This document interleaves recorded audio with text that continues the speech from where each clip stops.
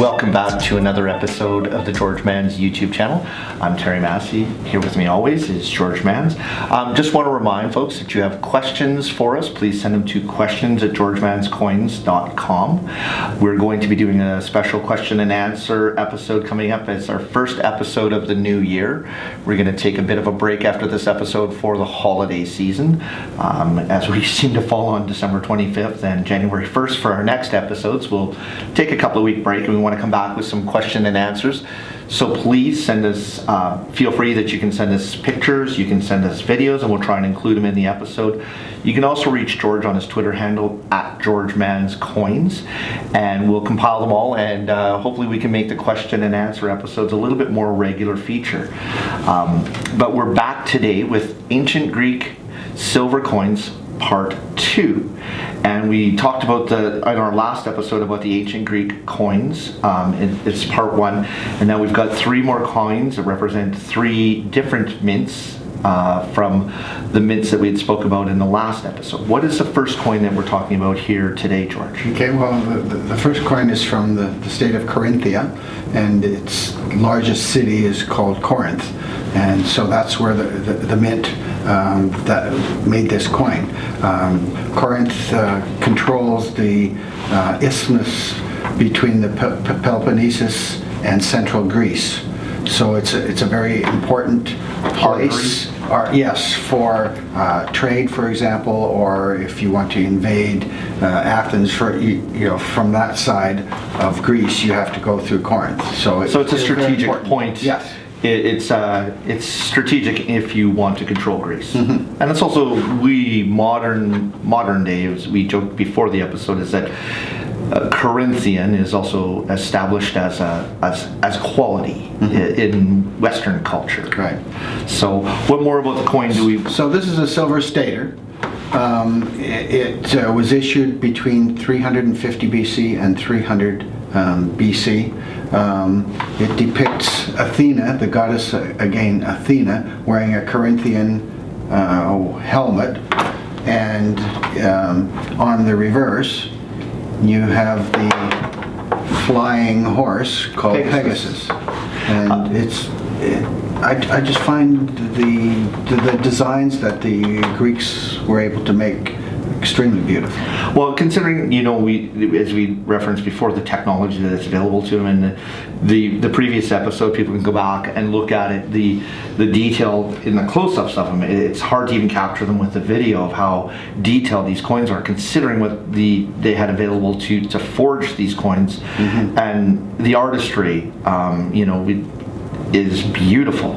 Just even in this first coin, Athena on the front side with the goddess of wisdom, and then Pegasus on the back. Mm-hmm. And they're just, considering what was there and the improvement too. Even we'd spoken about that they were a little bit more concave, the earlier coins, and these ones started to lose that. They're more flat, but not perfectly flat, which still gives it that, Yeah, these were struck with a sledgehammer. Yeah, and so there's uniqueness to every single one of them. Right. So, what do we have for the next coin, George? So the second coin here is from Thessaly, the state of Thessaly.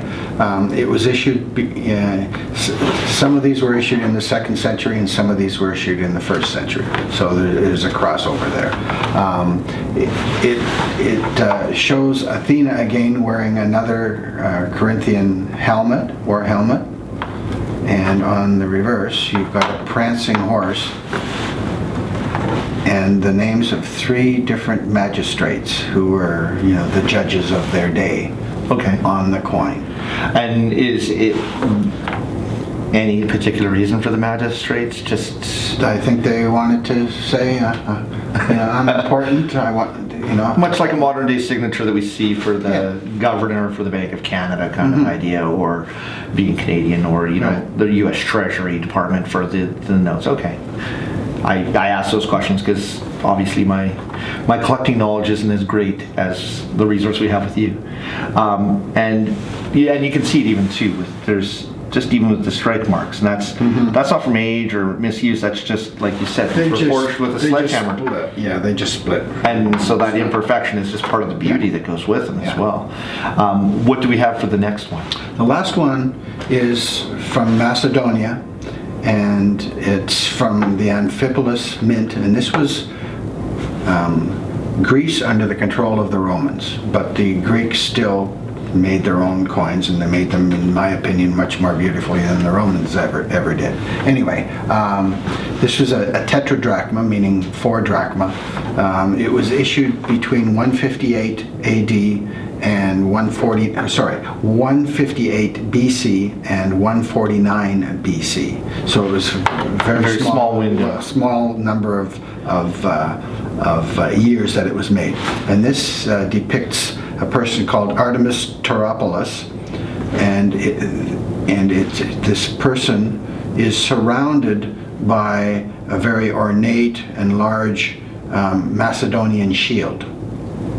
Okay, and on the reverse, we've got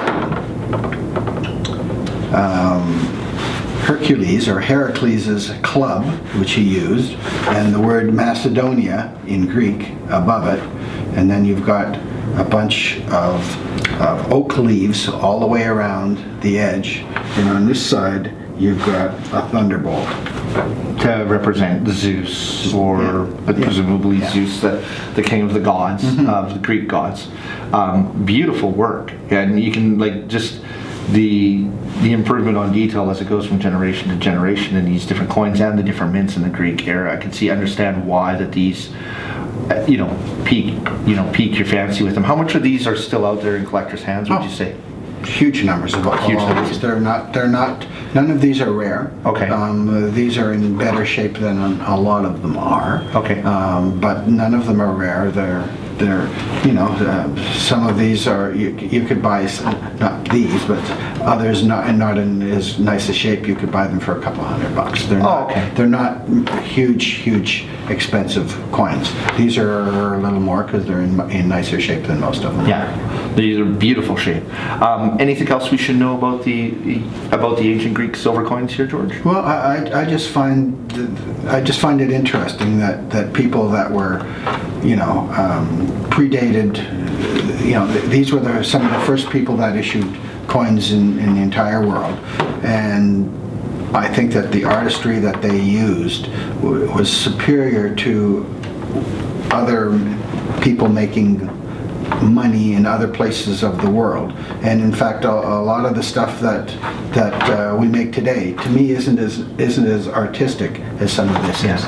Here's a question that now it's come back to me as we've gone through this episode, is that this is worth a drachma, and this is a tetradrachma, so it's worth 4. Right. Did the Greeks start that where the smaller the coin, the smaller the denomination? Yeah, and then it spread to the different regions of the world that, how we go with the money probably, I would guess that money probably started as, here's a hunk of silver. Well, we have to figure out how much it weighs, and so the more you have, the more it's worth. Okay. And the smaller it is, the less it is.